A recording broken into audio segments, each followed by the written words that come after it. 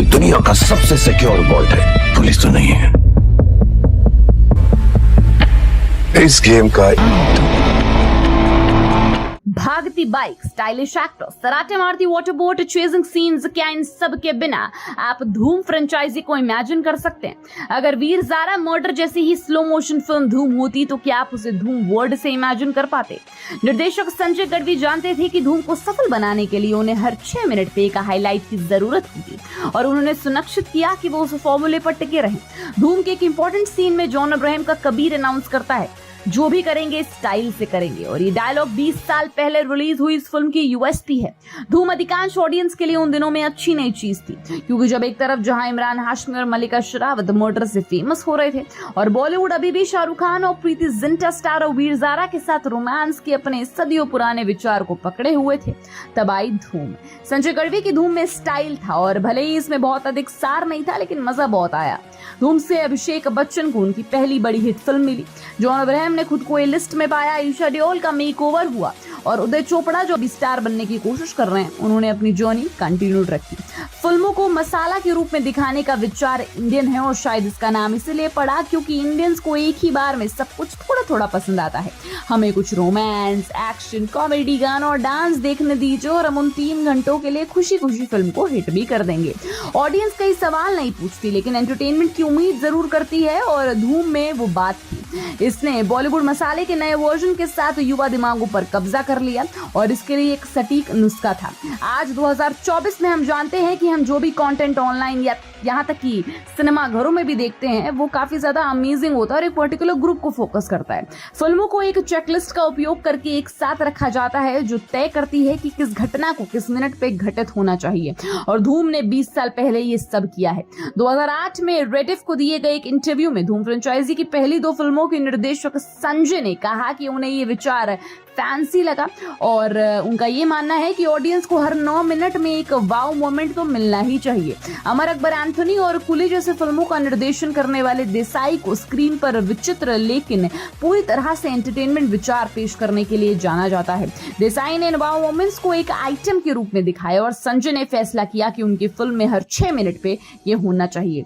धूम में जॉन का इंट्रोडक्शन हाईलाइट है, ईशा डियोल की फिल्म में एंट्री एक हाईलाइट है, वाटर स्कूटर पर उनकी दोबारा एंट्री एक हाईलाइट है, हर डकैती, चेजिंग सीन्स, हर गाना एक हाईलाइट है, लेकिन इसीलिए हर 6 मिनट पे कुछ ना कुछ आता ही रहता है।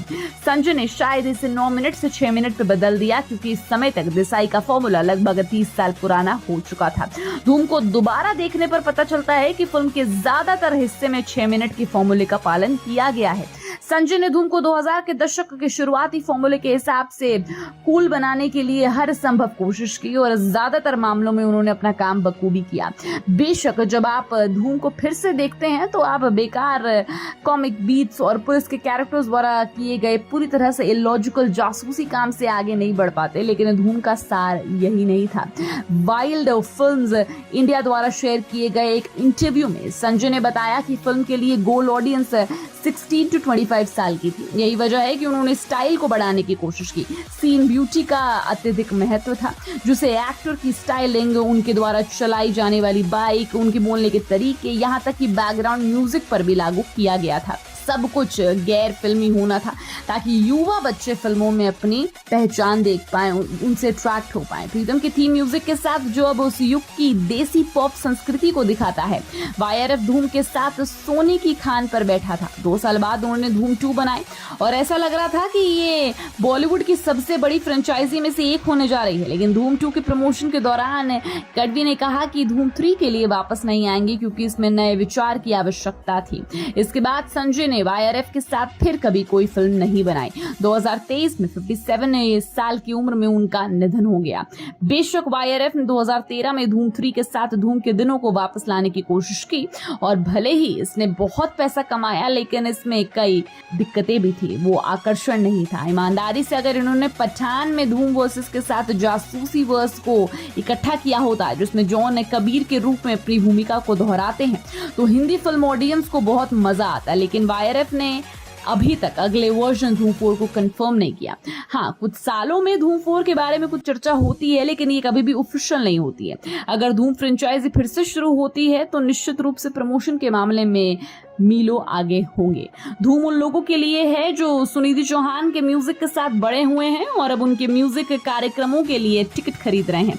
ये उन लोगों के लिए भी है जिसने सोनी अमेजिंग तरीके से काम किया है और जो बहुत ज़्यादा इंटरेस्ट से ये मूवीज़ देखते हैं, जो अपने जेनजीज से ऊपर हैं। और अमेजिंग बात यह है कि ये नई फिल्म शायद अब समय के साथ तालमेल नहीं रख पाएगी, लेकिन ये फ्रेंचाइजी उन दिनों की याद ज़रूर ताज़ा कर देगी जो शायद आप किसी पॉइंट पे मिस करते होंगे। आप इस धूम 4 फ्रेंचाइजी की कंटिन्यूशन के लिए कितने ज़्यादा एक्साइटेड हैं हमें कमेंट बॉक्स में ज़रूर बताइएगा। And till then keep watching Bollygraph Studios. Become an actor in Bollywood.